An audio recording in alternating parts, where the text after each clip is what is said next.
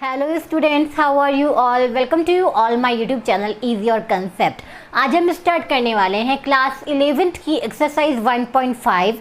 Exercise 1.4 तक के concept हमारे क्लियर हैं, क्वेश्चंस हम कर चुके हैं। अब हम स्टार्ट करते हैं एक्सरसाइज 1.5 को। अब तक हम क्या पढ़ चुके हैं? अब तक हम सेट को देख चुके हैं कि सेट आखिर होते क्या हैं, सेट को रिप्रेजेंट कैसे करते हैं, रोस्टर फॉर्म और सेट बिल्डर फॉर्म। सेट की क्वालिटीज़ पढ़ चुके हैं, यूनियन सेट क्या होते हैं, इंटरसेक्शन क्या होता है, डिफरेंस क्या होता है। फिर उसके बाद हमने वेन डायग्राम पढ़ लिया। अब हम पढ़ते हैं एक्सरसाइज 1.5। स्टार्ट करते हैं। एक्सरसाइज 1.5 में क्या दिया हुआ है? यस, एक्सरसाइज 1.5 में दे रखे हैं कॉम्प्लीमेंट ऑफ सेट। तो अब ये बात करते हैं कि कॉम्प्लीमेंट ऑफ सेट आखिर होते क्या हैं। Let U be the universal set and A be any subset of U, then complement of set A is the set of all element of U which are not present in A. ये थी हमारी theory. अब इसको समझते हैं कि क्या कहना चाह रहा है। देखो, late U be a universal set, ठीक है, कोई भी हमने यूनिवर्सल सेट ले लिया यू, और इसका जो ए है वो इसका सबसेट है, मतलब ए जो है वो इसका पार्ट है। अब यहाँ ये कह रहा है कि A is subset of universal set, ठीक है। फिर हमको क्या बताना है? Then complement of set A is the set of all element of U which are not present in A. अभी कॉम्प्लीमेंट क्या होता है? अब इसी में बात करूँ, कॉम्प्लीमेंट ऑफ सेट ए, तो कॉम्प्लीमेंट ऑफ सेट ए को हम रिप्रेजेंट करते हैं ए डैश से।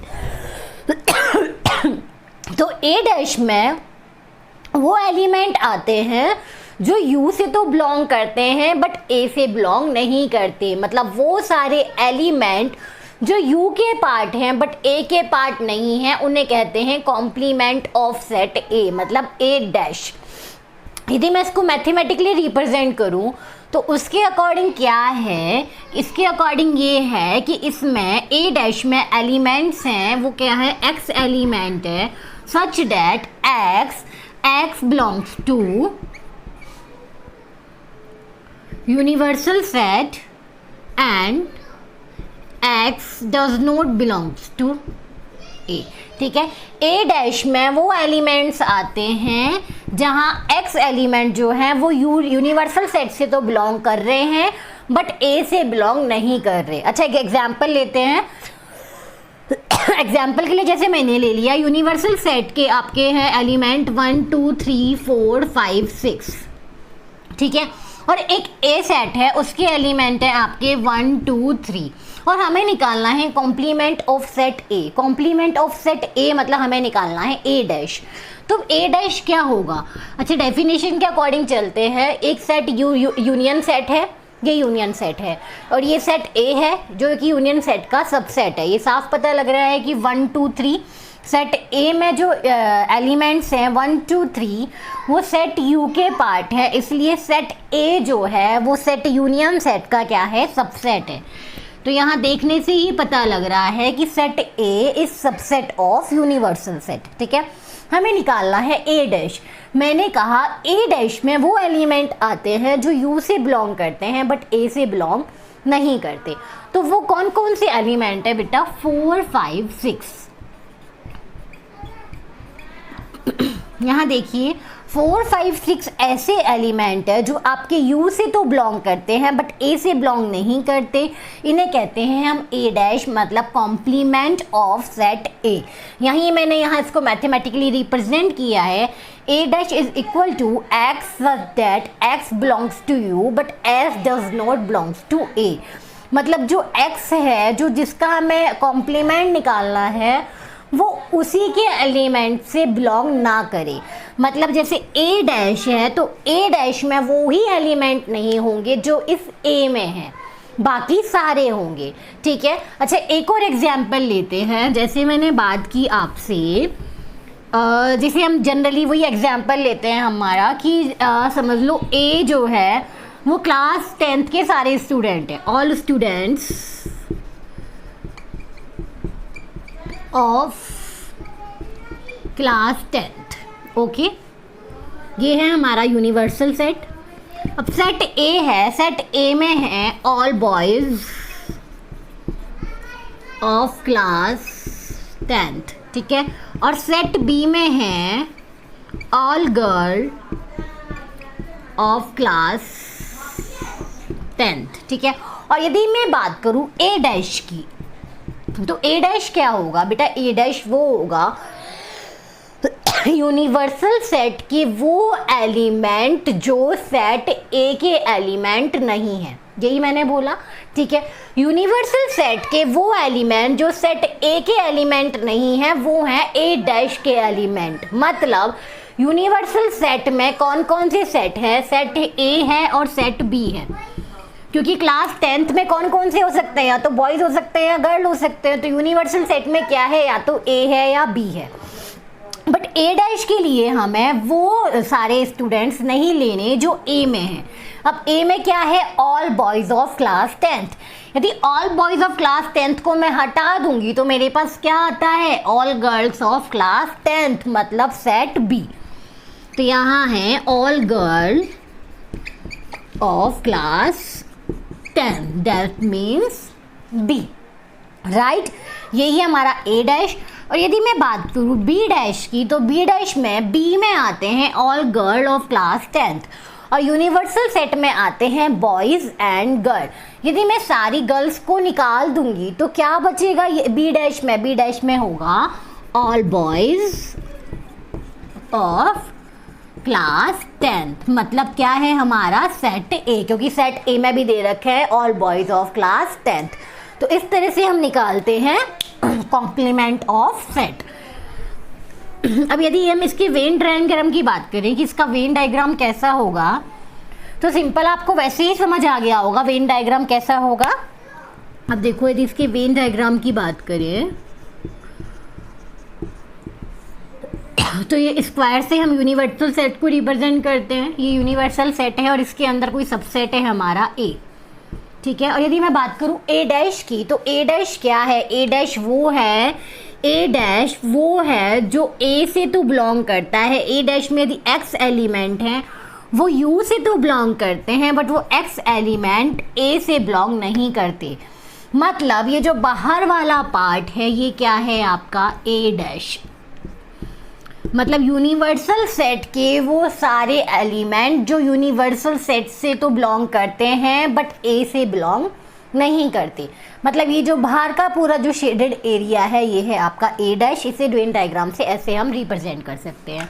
अब हम बात करते हैं प्रॉपर्टीज ऑफ कॉम्प्लीमेंट सेट। तो अब हम इनकी प्रॉपर्टीज पर डिस्कस करते हैं, इनकी प्रॉपर्टीज क्या क्या होती हैं। Properties on complement of set. तो ये देखिए आप, इसमें फर्स्ट प्रॉपर्टी है A union A dash is equal to union, और सेकंड है A intersection A dash is equal to phi. आपको पढ़ने से ही समझ आ गया होगा, इसमें ऐसा कुछ भी नहीं है। चलो एक बार हम देख भी लेते हैं। यहाँ ये दिया हुआ है कि ए यूनियन ए डैश, मतलब ए और ए डैश का यूनियन क्या होगा? यूनिवर्सल सेट ही तो होगा। अब आप देखिए यहाँ मैंने क्या कहा था आपसे, ये मैंने कहा था कि जो ए है वो सबसेट ऑफ यूनियन सेट है। जो ए है वो यूनियन सेट का सबसेट है। और ए डैश में वो एलिमेंट आते हैं जो यू के तो एलिमेंट यू से तो बिलोंग करते हैं बट ए से बिलोंग नहीं करते। तो इसका मतलब क्या है कि ए डैश भी किसका सबसेट है?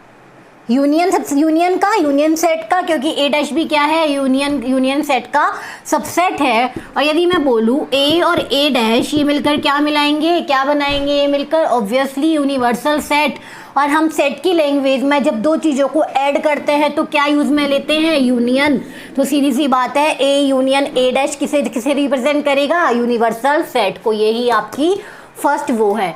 अब सेकेंड है आपका A intersection A dash is equal to phi. देखो इसमें क्या दे रखा है आपको कि ए और ए डैश का इंटरसेक्शन। अब ए डैश में वो एलिमेंट आते हैं जो ए में नहीं आते और ए में वो एलिमेंट आते हैं जो ए डैश में नहीं आते। तो दोनों का यदि इंटरसेक्शन निकालूं, इंटरसेक्शन में क्या लेते हैं हम? Common element. दोनों सेट में जो एलिमेंट्स कॉमन है, बट बेटा इनमें तो कोई एलिमेंट कॉमन ही नहीं आ सकते क्योंकि ये दोनों ही एक दूसरे के अपोजिट है। ए में वो एलिमेंट आएंगे जो ए डैश में नहीं होंगे, ए डैश में वो एलिमेंट होंगे जो ए के एलिमेंट नहीं होंगे। तो इन दोनों का इंटरसेक्शन जो है वो क्या होगा हमारा? फाई। मतलब उसमें कोई भी एलिमेंट नहीं होगा। चलो एक एग्जाम्पल ले लेते हैं। जैसे मैंने ले लिया कि एक यूनिवर्सल सेट है आपका 1 2 3 4, ठीक है, और सेट ए के एलिमेंट है 1 2। तो आपका ए डैश क्या होगा, ए डैश होगा आपका 3 4, वो एलिमेंट जो सेट ए का एलिमेंट नहीं है बट यूनिवर्सल सेट का एलिमेंट है। तो यहाँ देखो, यदि आपको कोई बोले ए इंटरसेक्शन ए डैश निकालना है तो इन दोनों में क्या कॉमन है, कुछ भी कॉमन नहीं है। मतलब इन दोनों के इंटरसेक्शन में जो सेट आएगा वो एम्प्टी सेट आएगा, और एम्प्टी सेट को हम रिप्रेजेंट करते हैं फाई से। तो ए और ए डैश का जो इंटरसेक्शन है, ए इंटरसेक्शन ए डैश, वो क्या होगा हमारा फाई। ये था हमारा सेकंड प्रॉपर्टी। अब आते हैं सेकंड प्रॉपर्टी पे। इसमें है ए डैश का पूरा डैश, ए डैश का whole dash is equal to A. Obviously इसे हम चेक भी कर लेते हैं, जैसे इसे एक एग्जाम्पल से समझते हैं। जैसे यूनिवर्सल सेट मैंने ले लिया आपका ए बी सी डी, ठीक है, और सेट ए ले लिया, उसके एलिमेंट है ए बी, और यदि मेरे को ए डैश निकालना है तो ए डैश क्या होगा आपका सी डी, राइट। ए डैश होगा सी डी, ए डैश में वो एलिमेंट आएंगे जो ए में नहीं है बट यू में है। अब यू में कौन कौन से एलिमेंट है, ए बी सी डी, ए के एलिमेंट है ए बी, तो ए डैश के एलिमेंट हो गए सी डी, ठीक है। और यदि मैं बात करूं कि इस ए डैश का होल डैश निकालना है, मतलब मेरे को निकालना है कॉम्प्लीमेंट ऑफ ए डैश, तो कॉम्प्लीमेंट ऑफ ए डैश में इसमें वो एलिमेंट आएंगे जो ए डैश के एलिमेंट नहीं है। तो ए डैश के एलिमेंट है सी डी, यूनिवर्सल सेट के एलिमेंट है ए बी सी डी, तो कॉम्प्लीमेंट ऑफ ए डैश में क्या आएगा, वो आएगा ए बी, ठीक है, क्योंकि ये ए डैश के मेंबर नहीं है। और ये ए बी क्या है, ए बी है हमारा सेट ए, राइट। तो ये यहाँ कह रहा है कि कॉम्प्लीमेंट सेट का कॉम्प्लीमेंट सेट ही होता है, मतलब ए डैश का whole dash is equal to A. ये थी हमारी नेक्स्ट प्रॉपर्टी। अब आते हैं हम प्रॉपर्टी नंबर थर्ड पर। प्रॉपर्टी नंबर थर्ड है कि आपका फाई का complement of phi is equal to universal set and complement of universal set is equal to phi. ये ऑब्वियसली ये अंडरस्टूड है कि यदि फाई का हम कॉम्प्लीमेंट निकालेंगे, यदि हम खाली सेट का कॉम्प्लीमेंट निकालेंगे तो वो खाली सेट का अपोजिट क्या है, ये एक तरह से अपोजिट है यूनिवर्सल सेट, और यूनिवर्सल सेट का कॉम्प्लीमेंट निकालेंगे तो वो क्या है हमारा एम्प्टी सेट, और इसको रिप्रेजेंट करेंगे फाई से। अब ये लास्ट लॉ है, ये आपका इंपॉर्टेंट है, ये हमेशा आपसे पूछा जाता है। जैसे वहाँ डिस्ट्रीब्यूशन लॉ था वैसे ये डिमॉर्गन लॉ है, ये आपसे हमेशा पूछा जाता है। डिमॉर्गन लॉ के अकॉर्डिंग क्या है, डिमॉर्गन लॉ में ए यूनियन बी का whole complement is equal to A dash intersection B dash के बराबर होता है। इसे एक बार हम सॉल्व करके देख लेते हैं। जैसे मैंने ले लिया आपका कि सेट ए है 1 2 3 4 और सेट बी है आपका कुछ भी ले लेते हैं, सेट बी मैंने ले लिया 3 4 5 6। अब मुझे क्या निकालना है, ए यूनियन बी का इंटरसेक्शन। तो ए यूनियन बी क्या होगा, ए यूनियन बी होगा, सॉरी मैंने पहले यूनिवर्सल सेट नहीं लिया। सपोज यूनिवर्सल सेट है आपका 1 2 3 4 5 6, ठीक है। तो ए यूनियन बी निकालेंगे पहले। ए यूनियन बी क्या होगा, ए यूनियन बी होगा 1 2 3 4 5 6, राइट। ये है आपका ए यूनियन बी। और फिर मैंने इसमें कहा है अपन को निकालना है ए यूनियन बी का कॉम्प्लीमेंट, और यदि मैं ए यूनियन बी का कॉम्प्लीमेंट निकालूंगी तो वो क्या आएगा, ए यूनियन बी का यदि मैंने कॉम्प्लीमेंट निकाला तो ये सारे एलिमेंट तो क्या है ए यूनियन बी में आ गए, तो इसके कॉम्प्लीमेंट में क्या आएगा फाई, क्योंकि कोई खाली एलिमेंट आएगा, कोई एलिमेंट नहीं आएगा। तो ये क्या होगा, ये एम्प्टी सेट होगा, और एम्प्टी सेट को रिप्रेजेंट करते हैं हम फाई से। इतना हो गया। अब बात करते हैं यहाँ ए डैश इंटरसेक्शन बी डैश। अब ए डैश और बी डैश का इंटरसेक्शन देखते हैं वो क्या आता है। ए डैश है हमारा, ए डैश किसके बराबर होगा, ए डैश होगा हमारा 5 6, राइट, क्योंकि यूनिवर्सल सेट के एलिमेंट है 1 2 3 4 5 6 और ए के एलिमेंट है 1 2 3 4, तो ए डैश होगा आपका 5 6। अब निकालना है हमें बी डैश, और देखिए बी डैश क्या होगा हमारा, बी डैश के एलिमेंट है 3 4 5 6, बी के एलिमेंट है, और यूनिवर्सल सेट के एलिमेंट है 1 2 3 4 5 6, तो हमारा बी डैश होगा 1 और 2, राइट। अब हमें निकालना है A dash intersection B dash. यदि मैं ए डैश और बी डैश का इंटरसेक्शन निकालूं तो दोनों में कुछ भी कॉमन नहीं है, मतलब इसके इंटरसेक्शन में कोई एलिमेंट नहीं आएगा, वो एक एम्प्टी सेट होगा और इसे रिप्रेजेंट करेंगे हम फाई से। अब आप देखिए यहाँ क्या कह रहे हैं, यही कह रहे हैं ए यूनियन बी का whole complement is equal to A dash intersection B dash. Obviously देखो हमारा ए यूनियन बी का कॉम्प्लीमेंट ए यूनियन बी का होल डैश भी फाई आ रहा है और A dash intersection B dash भी हमारा फाई आ रहा है, तो ये दोनों क्या है, इक्वल है और यही हमारी जो डी मॉर्गन लो है। अब इस सेकेंड लॉ को भी हम देख लेते हैं एक बार, ये आप भी सॉल्व करके देखिए फटाफट से, अपने पेन कॉपी सब कुछ निकालिए और फटाफट से सॉल्व करिए। यहाँ देखिए क्या कह रहे हैं, चलो एक बार मैं भी सॉल्व कर लेती हूँ उसे। यूनिवर्सल सेट ले लिया मैंने A B C D, set A ले लिया मैंने जिसके एलिमेंट है ए बी, और सेट बी ले लिए मैंने, इसके एलिमेंट है आपकी सी डी। अब इन्होंने दे रखा है पहले ए इंटरसेक्शन बी का डैश निकालना है, तो आप देखिए ए इंटरसेक्शन बी क्या है यहाँ, तो यहाँ ए इंटरसेक्शन बी है, यहाँ ए इंटरसेक्शन बी जो है वो एक एम्प्टी सेट है क्योंकि ए बी में कुछ भी कॉमन नहीं है, तो वो एक एम्प्टी सेट है। ए इंटरसेक्शन बी क्या है, एक एम्प्टी सेट है, और इसका मुझे क्या निकालना है, इसका मुझे निकालना है कॉम्प्लीमेंट। तो फाई का कॉम्प्लीमेंट मैं ऑलरेडी आपको बता चुकी हूँ, फाई का कॉम्प्लीमेंट है आपका यूनिवर्सल सेट, तो ये आ गया यूनिवर्सल सेट, ठीक है। अब बात करते हैं ए डैश यूनियन बी डैश की। अब जो ए डैश है, ए डैश क्या होगा आपका, ए डैश होगा आपका सी एंड डी, ठीक है, और बी डैश होगा आपका ए एंड बी, राइट। और हमें इन दोनों का यूनियन निकालना है, A dash union B dash. अब हमें इन दोनों का यूनियन निकालना है, तो इन दोनों का यूनियन होगा हमारा ए बी सी डी, और ये ए बी सी डी ये किसके बराबर है, ये इक्वल है आपके यूनिवर्सल सेट की, राइट। तो ये भी हमारा क्लियर हो गया कि ए इंटरसेक्शन बी का whole dash is equal to A dash union B dash. ये देखिए आप ए इंटरसेक्शन बी का जो ए इंटरसेक्शन बी आया था हमारा फाई, और हमने फाई का जो कॉम्प्लीमेंट निकाला वो है यू, ठीक है। और वैसे ही हमने जब ए डैश यूनियन बी डैश निकाला तो वो आया ए बी सी डी, और ये ए बी सी डी क्या है, हमारा यूनिवर्सल सेट। ये थी प्रॉपर्टीज़। अब इसके बेसिस पे हम एक एग्जाम्पल करते हैं, एग्जाम्पल 22 में देखिए क्या दे रखा है, यूनिवर्सल सेट दे रखा है 1 2 3 4 5, ए सेट दे रखा है 2 3, और बी सेट के एलिमेंट है 3 4 5, और आपको निकालना है A dash B dash, A dash intersection B dash, A union B, and show that A union B का whole dash is equal to A dash intersection B dash. चलो इसे solve करते हैं, बिल्कुल आसान है, आप भी सॉल्व कर सकते हो। यस, अब हमें निकालना है सबसे पहले ए डैश।